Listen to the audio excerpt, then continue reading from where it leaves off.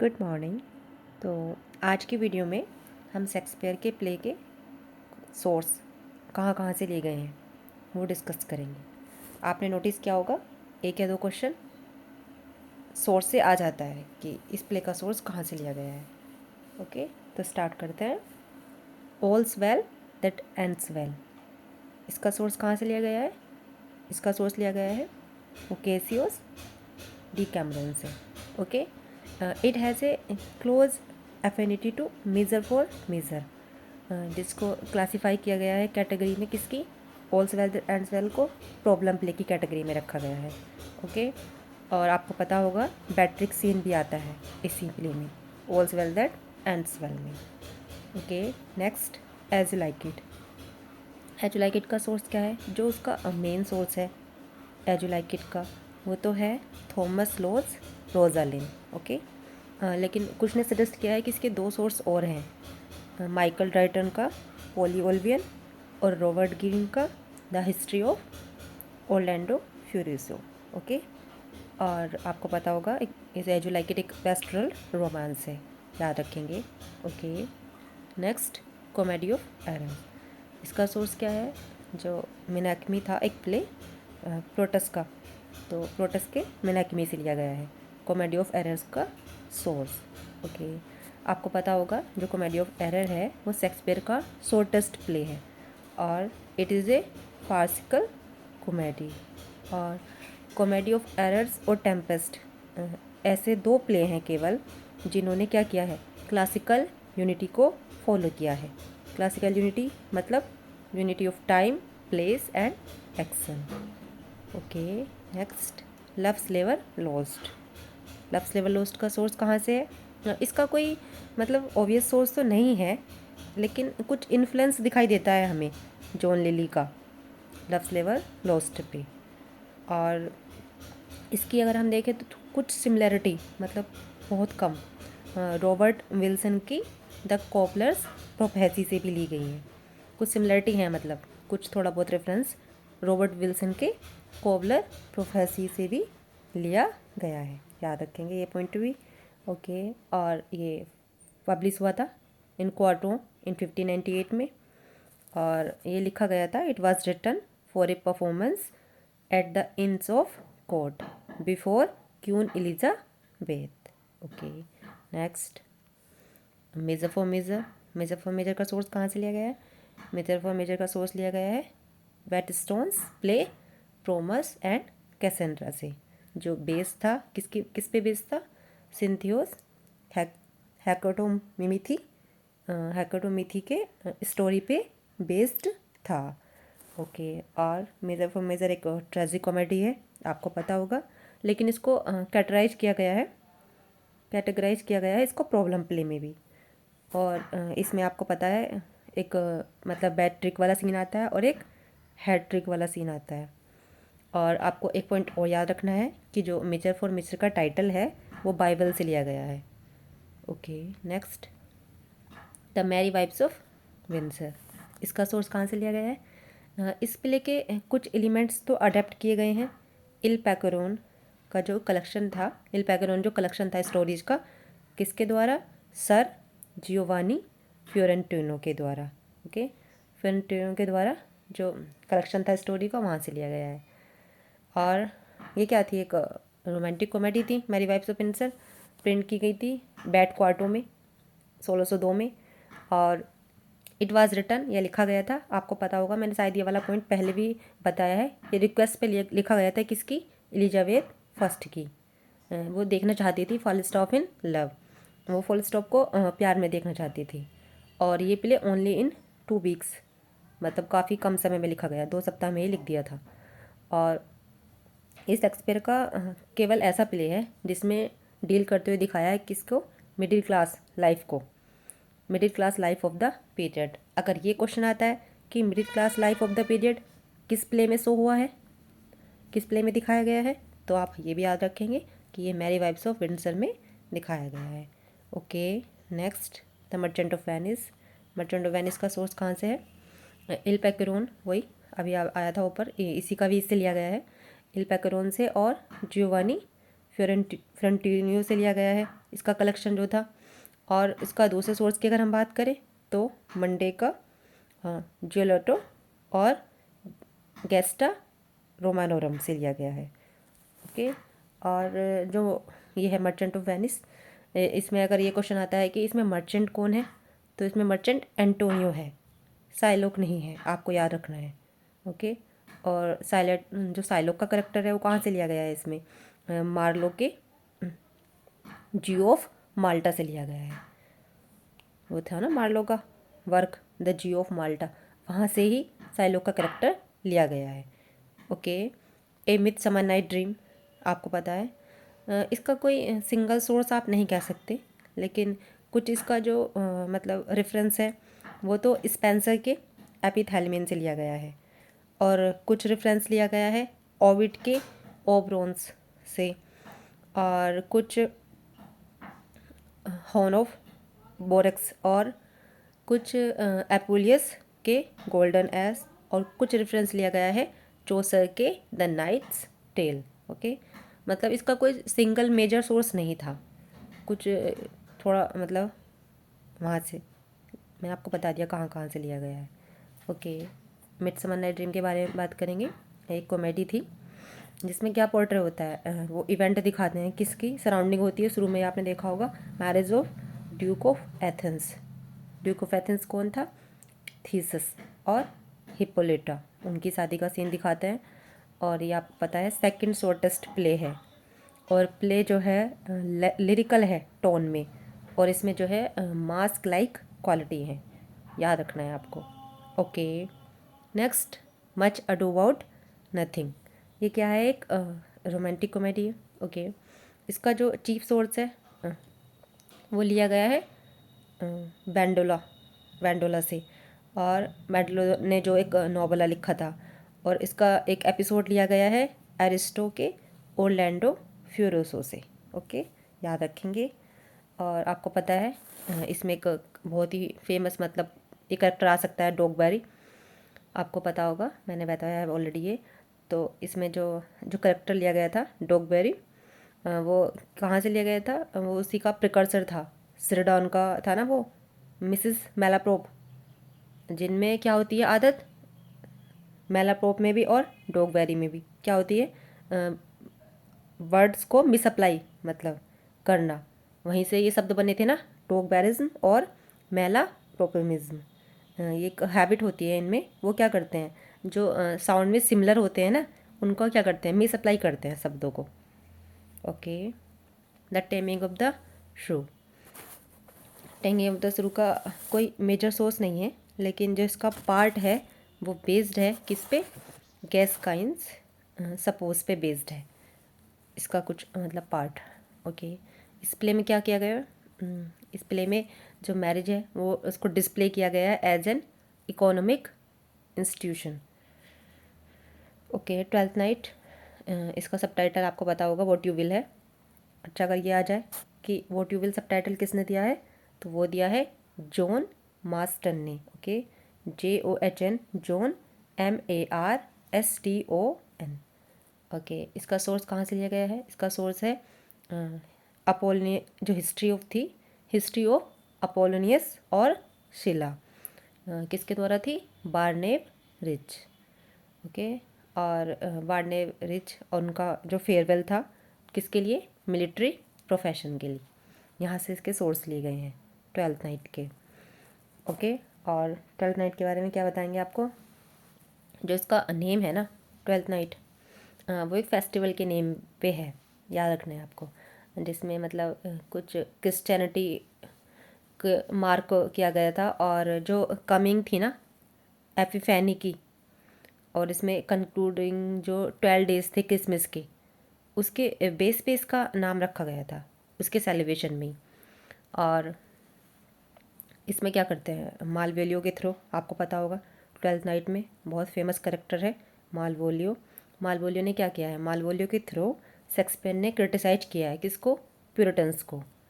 और Samuel peeps ने इस प्ले के बारे में क्या बोला था कि मैंने इसको बहुत बार देखा है, सैमुअल पीप्स सा it many times but called it A silly play, लेकिन उसने उनको क्या कहा इसको सिली प्ले कहा। और इसमें आपको पता होगा फेस्टी आता है, फूल, उसको कंसिडर किया जाता है, क्या कंसिडर किया जाता है उसको, the most intelligent character of the play. Okay. और कॉमेडी ऑफ एरर्स की तरह ना ये प्ले भी बेस है मिस्टेकन आइडेंटिटी पे। ओके। मतलब आपने पता होगा ना, इसमें वो कर लेती है वो, मतलब जो वायला होती है वो सिजेरियो का भेस बना लेती है, खुद को डिस्गाइज कर लेती है। तो ये प्ले भी किस पे बेस है, याद रखेंगे, मिस्टेकन आइडेंटिटी पे। Okay. Two gentlemen of Verona, इसका सोर्स कहाँ से लिया गया है, डॉन फिलिक्स और फेलिस मेना के in the Diana by Jose de Montemayor. Okay, यहाँ से लिया गया है। और इसको क्या कंसिडर किया गया है, इसको कुछ लोग ऐसा कंसिडर करते हैं कि ये शेक्सपियर का प्ले है, लेकिन जो के चैम्बर है उन्होंने कंसिडर किया है कि हेनरी 6 पार्ट टू को ही क्या समझा जाना है, फर्स्ट प्ले समझा जाना है, किसके द्वारा, by Shakespeare. Okay. The two noble kinsmen, जो टू नोबल किंग्समैन है इसका सोर्स ये तो आपको याद ही होगा, नाइट्स टेल से लिया गया था, from Geoffrey Chaucer's Canterbury tale से। ओके। ये एक जैकोबिन ट्रेजेडी का लेट प्ले है, टू नोबल किंग्समैन, और ये कोलाब्रेशन में लिखा गया था, किसके साथ, जॉन फ्लेचर के साथ, और जो पब्लिश हुआ था 1634 में सबसे पहले, मतलब। ओके। और इसके बारे में क्या, ये प्ले जो है मतलब इसमें बिलीव किया जाता है कि शेक्सपियर का फाइनल प्ले है बिफोर ही retired to Stratford upon Avon और डाइड 3 years लेटर। इसके लिखने के बाद वो 3 years, इसको प्रोड्यूस करने के बाद 3 साल बाद वो मर गए थे, ऐसा मतलब माना जाता है। Okay. Pericles prince of Tyre, इसका सोर्स क्या है, ये प्ले बेस्ड है किसकी स्टोरी पे, Apollonius of Tyre, from John Gower's Confessio Amantis से। ओके। और लॉरेंस ट्वाइन्स का the pattern of painful adventure, यहाँ से लिया गया है, रोमांटिक कॉमेडी है शेक्सपियर के द्वारा।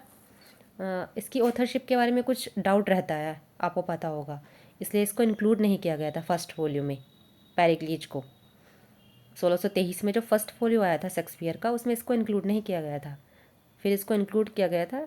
इसका मतलब डाउट था कि शेक्सपियर ने लिखा है नहीं, तो इसको एक्सक्लूड कर दिया था, इसको बाहर निकाल दिया था। फिर इसको इंक्लूड किया गया था थर्ड फोलियो में, थर्ड फोलियो के सेकंड इशू में। तो थर्ड फोलियो कब आया था, 1663 में, तो उसका सेकंड इशू 1664 में आया था, तब इसको 1664 में इंक्लूड किया गया था। ओके। सिमलिन के बारे में, इसका सोर्स है a mirror for magistrates by Raphael Holinshed, और डी कैमरोन वाई वोकेसियो, और बेलारूस वाली जो स्टोरी है वो ली गई है, एक एनोनिमस प्ले था, the rare triumph of love and fortune. Okay. इसको आपको पता है, इसको जाना जाता है सिमलिन किंग ऑफ ब्रिटेन के नाम से भी जाना जाता है, और इसको द ट्रेजेडी ऑफ सिमलिन के नाम से भी जाना जाता है। और आपको बता दूं कि टेनिसन जो है सिमलिन की कॉपी के साथ ही अपने बेड पे, मतलब उनकी रखी थी, उसके साथ ही मरे थे वो टेनिसन, ये भी आपको पॉइंट याद रखना है। ओके। विंटर्स टेल का सोर्स क्या है, रॉबर्ट ग्रीन का पेस्टोरल रोमांस था ना, पेंडेस्टो, रॉबर्ट ग्रीन का पेंडेस्टो क्या हो, या फिर आप कह सकते हो द ट्रम्प ऑफ लाइफ, यहाँ से लिया गया है विंटर्स टेल का सोर्स। इसका जो टाइटल है प्ले का, वो इंस्पायर्ड है जो जॉर्ज पील का प्ले था ना, द ओल्ड वाइफ्स टेल, उससे इंस्पायर है प्ले का टाइटल।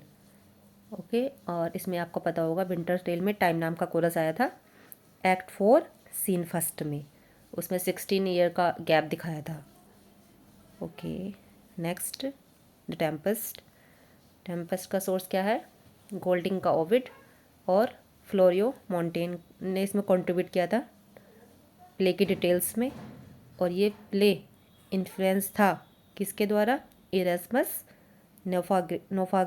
नोफारेजियम और ओविड के मेटामॉर्फोसिस से। ओके, याद रखेंगे। और इसको कंसिडर किया जाता है टेम्पेस्ट को लास्ट कंप्लीट प्ले था ये शेक्सपियर का। इसमें जो रेफरेंस है आपको पता होगा, इसमें मास्क आया था ना, तो इसमें जो रेफरेंस है मास्क में जो आया था एक्ट 4 में, वो जो है इसका जो मतलब इसको समझा जाता है पॉसिबली कि ये जो ऑनर सम्मान में आया था, वेडिंग हुई थी प्रिंस एलिजाबेथ की और फ्रेडरिक 5 की। तो वहाँ से मतलब इसके रेफरेंस वहाँ से लिया गया था, वहाँ से कनेक्ट करके कर सकते हैं आप। ओके। और टेम्पेस्ट को क्या कहते हैं? ड्रामा ऑफ कल्चर कहते हैं द टेम्पेस्ट को। और ये प्ले मैंने आपको बताया है क्लासिकल यूनिटीज को फॉलो करता है, वही unity of time, play and action को। और पोस्ट कॉलोनिज्म क्रिटिसिज्म भी इसमें अप्लाई किया गया है टेम्पेस्ट में, ये भी पॉइंट याद रखेंगे। Next, Titus Andronicus. Titus Andronicus आपको पता होगा, सुना होगा आपने, ट्रेजेडी है ये शेक्सपियर की। इसका सोर्स लिया गया है यूरिपिड्स के हैकोवा से, यूरिपाइड्स के मतलब हैकोवा से, और सेनेका के किससे? थाइस्टस से, और ट्रोट से, ओविड के मेटामॉर्फोसिस से। प्लूटार्च भी ने भी इसमें कंट्रीब्यूट किया है इसके प्लॉट में। और ये माना जाता है कि ये जो है शेक्सपियर की फर्स्ट ट्रेजेडी है, और ये लिखी गई थी लगभग 1588 से 1593 के बिटवीन, मतलब इसके बीच में। और इसका में कोलैबोरेशन है जॉर्ज पील का। टी.एस. इलियट ने क्या बोला था इस प्ले को? One of the stupidest and most uninspired play ever written. थोड़ा आपको देखा होगा टाइटस एंड्रोनिकस की, आपने समरी पढ़ी होगी, तो काफ़ी खून खराबा दिखाया है, तो अनइंस्पायर्ड प्ले तो है ही। टी.एस. इलियट ने सही बोला है। Okay. Romeo and Juliet source क्या है? आर्थर ब्रूक की पोएम थी the tragical history of Romeo and Juliet, उससे लिया गया है। और इसमें ये क्या सा प्ले है? Star cross lover. Star cross lover कैसे होते हैं? जो बाय लक मिलते नहीं है ना लास्ट में, रोमियो एंड जूलियट मर जाते हैं दोनों। तो ये प्ले था किसका? स्टार क्रॉस लवर का। शेक्सपियर इसको क्या कहते हैं? शेक्सपियर ने रोमियो एंड जूलियट को बोला है कि it's a tragedy of circumstances rather than of character. Okay. Next, Julius Caesar. Julius Caesar आपको पता है इसका सोर्स क्या है? North's translation of Plutarch life. Julius Caesar का सोर्स है, रोमन प्ले है ये जूलियस सीजर। और ये ऐसा फर्स्ट प्ले था जिसको परफॉर्म किया गया था ग्लोब थिएटर में इन 1599। जो इसका टाइटल है ना जूलियस सीजर, लेकिन मतलब टाइटल तो इसका जूलियस सीजर है, लेकिन आपको पता है कि सीजर इसका प्ले का हीरो नहीं है। इसको हीरो इसलिए नहीं माना जाता है क्योंकि आपको देखा होगा कि वो केवल 5 सीन में ही अपीयर होता है, 5 सीन में, और मारा जाता है किस में? थर्ड एक्ट में। और एंटोनियो थर्ड एक्ट में मारा जाता है। तो इसमें जो इसका हीरो वैसे तो इसमें कोई पर्टिकुलर हीरो नहीं है, लेकिन हम इसका हीरो ब्रूटस को कंसिडर कर सकते हैं। और आपको पता होगा एंटोनियो ने ऑफ़र किया था जूलियस सीजर को क्राउन, कितने टाइम? आपको ये याद रखना है अगर ये क्वेश्चन आता है तो। उसने 3 टाइम्स ऑफ़र किया था, लेकिन उसने जूलियस सीजर ने हर बार मना कर दिया था। ओके। Next, Hamlet. सोर्स क्या है इसका? बाइटा अमलेटी का किसके द्वारा था? सेक्सो ग्रामेटिक्स के द्वारा। और यू आर हमलेट करके एक पॉसिबली लिखा गया था, मतलब किसके द्वारा? थॉमस किट के द्वारा। और इसका जो स्पेनिश ट्रेजेडी थी थॉमस किट के द्वारा, वहाँ से भी इसका सोर्स लिया गया है। ओके। और ये एक ट्रेजेडी थी किसकी? सेनेका स्टाइल की। लॉन्गेस्ट मेल रोल किसका है? हैमलेट का है। जो मतलब शेक्सपियर की ट्रेजेडी है उनमें सबसे लॉन्गेस्ट मेल रोल शेक्सपियर का माना जाता है, और हैमलेट ही शेक्सपियर का लॉन्गेस्ट प्ले है। ओके। और द हैमलेट करके 1940 में एक नोवेल आया था जो फॉकनर ने लिखा था, आप ये भी याद रख लेंगे। ओके। और इस प्ले में 11 लिखी हैं, 11, जिसमें 7 जो हैं हैमलेट ने बोली हैं, 3 क्लाउडियस ने बोली हैं, और 1 ओफिलिया ने बोली है, याद रखना है। Okay next, Troilus and Cressida. Okay, Troilus and Cressida का सोर्स है चौसर का जो लॉन्गेस्ट एक कंप्लीट पोएम थी ट्राइलस एंड क्रेसिडा, उसी से है। और अगर हम दूसरे कॉन्ट्रीब्यूशन की बात करें तो हैंडरिसन्स टेस्टामेंट ऑफ क्रेसीड वहीं से लिया गया है इसका सोर्स, और लिजेट का ट्रॉय बुक से, और कैक्सटन की recuyell of the history of Troy से भी लिया गया है। ओके, और फ्रेडरिक बोस ने इसको डिस्क्राइब किया था as a problem play, Troilus and Cressida को। टाइलस में जो हीरो होता है ना, मतलब ये एक ऐसा प्रॉब्लम प्ले था जिसमें जो है वो हीरो मरता ही नहीं है। जैसे आपने देखा होगा शेक्सपियर की जो और ट्रेजेडीज हैं उनमें हीरो मर जाता है, लेकिन इसमें जो टाइलस था हीरो वो डजन डाई, वो नहीं मरता at the end of the play. Okay, और प्ले जो है इसको जाना जाता है ट्रेजेडी ऑफ टाइम और ट्रेजेडी ऑफ एग्जिस्टेंस, इसके नाम से भी जाना जाता है। ओके नेक्स्ट चलते हैं, ओथेलो। ओथेलो बेस्ड है किस पे, एक इटालियन शॉर्ट स्टोरी थी कैपिचैनो मोरो बाई सिंथियो, और जो नेम है ओथेलो, इसका मतलब पता है आपको, इसका मतलब होता है वेल्थ। और अपनी बुक में जो थॉमस राइमर थे, आपने नाम सुना होगा पोएटिक जस्टिस वाले, तो एक उनकी बुक थी ए शॉर्ट व्यू ऑफ ट्रेजेडी, 1609 में आई थी। उसमें उन्होंने ओथेलो को कहा था कि जो ट्रेजेडी है क्या है, the tragedy of handkerchief, tragedy of kerchief बोला था। ओके, याद रखेंगे किसने बोला था, थॉमस राइमर ने। नेक्स्ट चलता है किंग लियर, इसका सोर्स वही क्रॉनिकल ऑफ हॉलिंसेट, हॉलिंसेट के क्रॉनिकल से लिया गया है। और मिरर फॉर मजिस्ट्रेट था एक जॉन हिगिंस का, उससे भी लिया गया है कुछ रेफरेंस। और सिडनी के आर्केडिया से ग्लोस्टर प्लॉट लिया गया है, ग्लोस्टर वाला प्लॉट याद होगा आपको। और सैमुअल हार्सनेट के एट डिक्लेरेशन ऑफ जेरियस पॉपिस इम्पोस्चर से लिया गया है। ओके, एक ट्रेजेडी थी ये भी स्नेकर स्टाइल की, और सॉरी ये स्नेकर स्टाइल की ट्रेजेडी नहीं थी, वो हैमलेट थी। ये ट्रेजेडी थी एक डोमेस्टिक ट्रेजेडी, किंग लियर कैसी ट्रेजेडी थी, डोमेस्टिक ट्रेजेडी। और जॉर्ज बर्नार्ड शाह ने लिखा था कि इस ट्रेजेडी के बारे में, किंग लियर के बारे में, कि no man will ever write a better tragedy than King Lear. मतलब उन्होंने बोला था कि किंग लियर से बेटर ट्रेजेडी कोई व्यक्ति लिख ही नहीं सकता, ये जॉर्ज बर्नार्ड शाह ने बोला था। ओके, और आपको किंग लियर के बारे में एक बहुत इंपॉर्टेंट पॉइंट याद रखना है कि जो हिस्ट्री ऑफ किंग लियर नाम से 1681 में फिर से इसको रीराइट किया गया था, मतलब फिर से लिखा गया था इसको नॉम टेट के द्वारा। नाम याद रखना है आपको, नॉम टेट ने इसको फिर से री रिटन किया था किंग लियर को, और उन्होंने इस ट्रेजेडी को एक हैप्पी एंडिंग दे दी थी।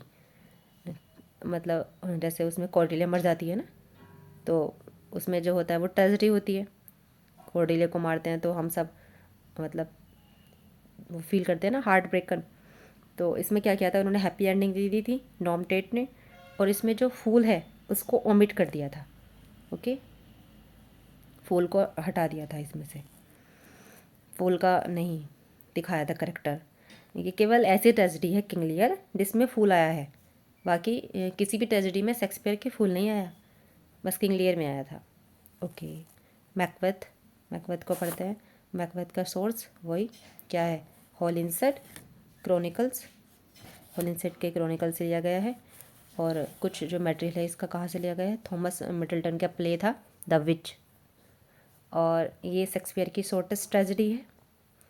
और आपको और याद रखना है इसके बारे में, शॉर्टेस्ट ट्रेजेडी है ये तो आप समझ में आ गया। और शॉर्टेस्ट ओपनिंग सीन अगर आए कि वो किस प्ले है, तो वो भी मैकबेथ में ही है। और कॉलरिज ने लेडी मैकबेथ को फोर्थ बीच बोला था, fourth beach of the play. और मैकबेथ का मतलब क्या होता है, मैकबेथ का मतलब होता है सन ऑफ लाइफ।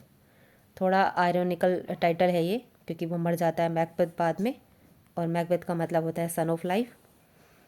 और जो मैकबेथ का काशल है आपको पता होगा, उसके महल का नाम क्या था, इन्वर्नेस, ये भी आता है क्वेश्चन, ये भी याद रखेंगे आप पॉइंट। टाइमन ऑफ एथेंस, इसका सोर्स कहाँ से लिया गया है? Plutarch's life of Antony, Painter's palace of pleasure और ल्यूसन्स टाइमन और द मिसंथ्रोप यहाँ से लिया गया है। आपको बता दूं कि टाइमन ऑफ एथेंस को ट्रेजेडी ऑफ मिसंथ्रोपी भी कहा गया है और ये कोलाब्रेशन में लिखा गया था ये प्ले। शायद मतलब ऐसा माना जाता है कि मिडल्टन ने इसमें कोलाब्रेशन किया था, लेकिन शायद उन्होंने इसको अनफिनिश छोड़ दिया था, कंप्लीटली कोलाबरेट नहीं किया था। याद कर लेंगे ये पॉइंट भी। ओके, एंटनी एंड क्लीयोपेट्रा, इसके बारे में इसका सोर्स सबसे पहले सोर्स देखेंगे, life of Antony by Plutarch and जो वो था थॉमस नॉर्थ का प्लूटार्च लाइफ, उसके ट्रांसलेशन से लिया गया है। और इसको रिगार्ड एंटोनी क्लीयोपेट्रा को कैसे रिगार्ड किया जाता है कि एक सिक्वल है किसका? जूलियस सीजर का। जैसे बॉलीवुड में आते हैं ना मूवीज के सिक्वल, ऐसे ही इसमें जूलियस सीजर का सिक्वल माना गया है एंटनी एंड क्लीयोपेट्रा को। वही करेक्टर होते हैं ना इसमें, आगे को कहानी चलती है। और ड्राइडन ने क्या किया है? ड्राइडन ने भी इमिटेट किया है शेक्सपियर को। आपने ड्राइडन का वो वाला प्ले का नाम सुना होगा, ऑल फॉर लव, वहाँ, और द वर्ल्ड वेल लॉस्ट, दोनों ब्लैंक वर्स में थे और वो उन्होंने शेक्सपियर को इमिटेट करके ही लिखे थे। ओके, नेक्स्ट कोरोलिनियस का सोर्स क्या है? बेसिकली जो बेस्ड है थॉमस नॉर्थ के वही translation of Plutarch life of noble Grecian and Roman, वहीं से है। और ये इसको सपोज्ड किया गया, इसको माना गया है it is suppose to be the last tragedy, last play नहीं, लास्ट ट्रेजेडी है जो शेक्सपियर के द्वारा लिखी गई है। AC ब्रैडली ने इसको प्ले को डिस्क्राइब किया है कि built on the grand scale. और आपको बता दूं कि T.S. इलियट ने द सेक्रेड वुड में मतलब ऐसा बोला था, ऐसी मतलब प्रोक्लेम किया था कि कोरोलिनियस जो है सुपीरियर है किससे? हैमलेट से। और आपको पता, ये भी पॉइंट पता होगा कि T.S. इलियट ने कोरोलिनियस को क्या बोला था? Artistic success. और हैमलेट को क्या बोला था? Artistic failure. Okay, Henry 6 part 1, part 2, part 3, मतलब ये हिस्ट्री प्ले आ गए। इसका सोर्स वही है हिस्ट्री प्ले का, हॉलिंसेट के क्रॉनिकल से लिए गए हैं, याद रखना है आपको। और टेट्रालॉजी में अगर हम इसमें आपको टेट्रालॉजी के अकॉर्डिंग चलेंगे। जो हिस्टोरिकल टेट्रालॉजी थी उसमें क्या था? टेट्रालॉजी आपको पता है, टेट्रालॉजी में 4 प्ले होते हैं। तो हेनरी 6 का पार्ट 1, पार्ट 2 एंड पार्ट 3 और रिचर्ड 3, ये इन चारों को मिला के एक मतलब टेट्रालॉजी बनी थी। ओके, सोर्स आपको पता चली गया रिचर्ड 3 का भी और हेनरी 6 के पार्ट 1, पार्ट 2 और पार्ट 3 का भी। क्रॉनिकल्स ऑफ हॉलिंसेट से लिया गया है सोर्सेज का। और आपको बता दूं कि हेनरी 6 का जो पार्ट 1 था उसमें मेंशन हुआ है 100 ईयर वॉर का, 100 ईयर वॉर का मेंशन हुआ है। और जो इसमें जो हेनरी 6 के जो पार्ट हैं इनमें बार ऑफ रोजेस भी आया था और बैटल ऑफ एजनकोर्ट ये भी प्ले में मेंशन हुआ है, जो चला था ना फ्रांस वर्सेस ब्रिटेन। और आप इसमें वो चलता है रेड रोज वाइट रोज। तो रेड रोज किसको सिंबलाइज करता है? House of Lancaster. और white rose house of York, ये भी याद रखेंगे। ओके, रिचर्ड 3 की बात करते हैं। अभी आपको बता दिया मैंने, ये टेट्रालॉजी का ही पार्ट है। टेट्रालॉजी में कौन कौन से हैं एक बार और फिर से रिपीट कर रही हूँ। हेनरी 6 का पार्ट 1, पार्ट 2, पार्ट 3 और रिचर्ड 3, चार प्ले हैं ये। ओके, और रिचर्ड 3 आपको बता दूं कि रिचर्ड 3 को क्या माना गया था, मतलब जिसमें रिचर्ड 3 का रोल है वो हंचबैक था, कुबड़ा था।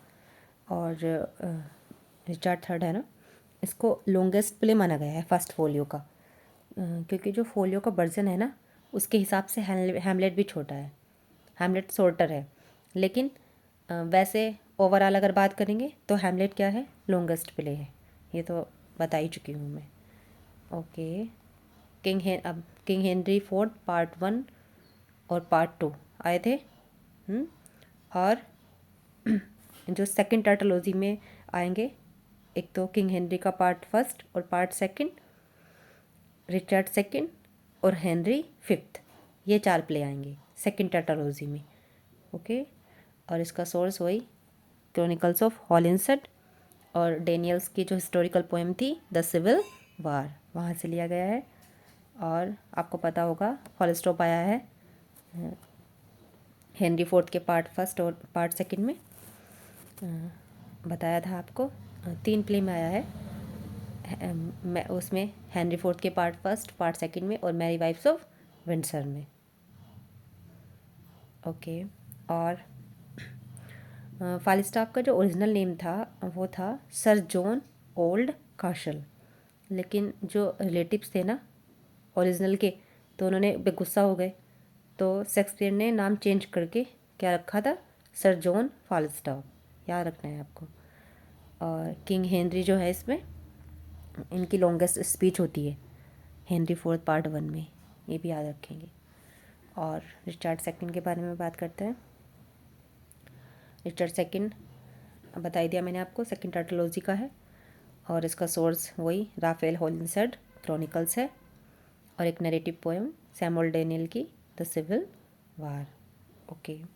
और जो ये रिचर्ड सेकंड है वो इंटायरली लिखा हुआ है वर्स में, याद रखना है आपको, वर्स में लिखा हुआ है। और एलिजाबेथ फर्स्ट जो थी उन्होंने खुद को कंपेयर किया था किससे, रिचर्ड सेकंड से। जो शेक्सपियर का प्ले रिचर्ड सेकंड है ना, एलिजाबेथ फर्स्ट ने इससे अपने आप को कंपेयर किया था। और रिचर्ड जो था वो केवल 10 साल का था जब वो गद्दी पर बैठा था। आपको ये पॉइंट भी मतलब आए कोई पूछ ले बाई चांस पेपर में तो हम बता दें, तो ज़्यादा से ज़्यादा पता होना चाहिए किसी भी चीज़ के बारे में। ओके।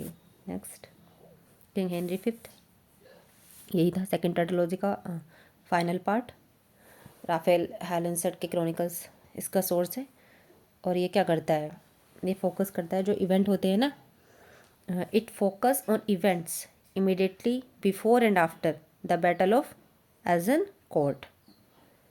ओके। और फॉलस्टॉप जो है इस प्ले में अपियर नहीं होता, लेकिन उसको दिखाया गया है कि वो मरता है इसी के दौरान, किंग हेनरी फिफ्थ के दौरान।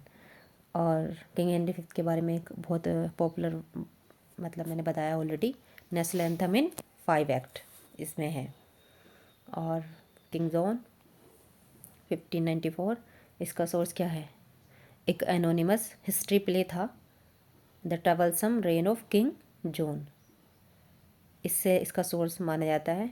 और रिचर्ड सेकंड की तरह किंग जॉन भी क्या है, King John is also entirely written in verse, याद रखेंगे। और एक पॉइंट और याद रखेंगे, जो कॉमोडिटी स्पीच होती है ना वो भी किंग जॉन में आती है, ये भी याद रखेंगे।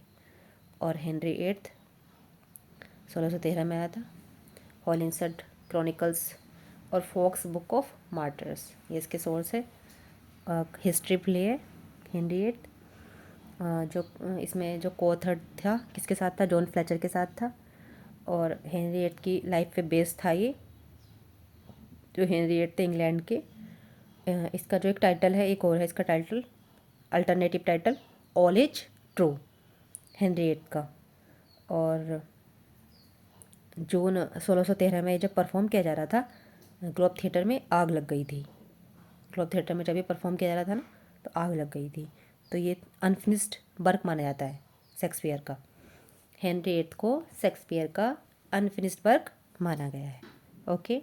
हमने शेक्सपियर के सारे प्ले के सोर्स डिस्कस कर लिए अच्छे से, और उनसे रिलेटेड जो भी इम्पोर्टेंट पॉइंट थे वो भी मेंशन कर दिए। तो आप इसको अच्छे से 1-2 बार देख लेना, कुछ ना कुछ डेफिनेटली यहाँ से मिलेगा आपको। Okay, thank you.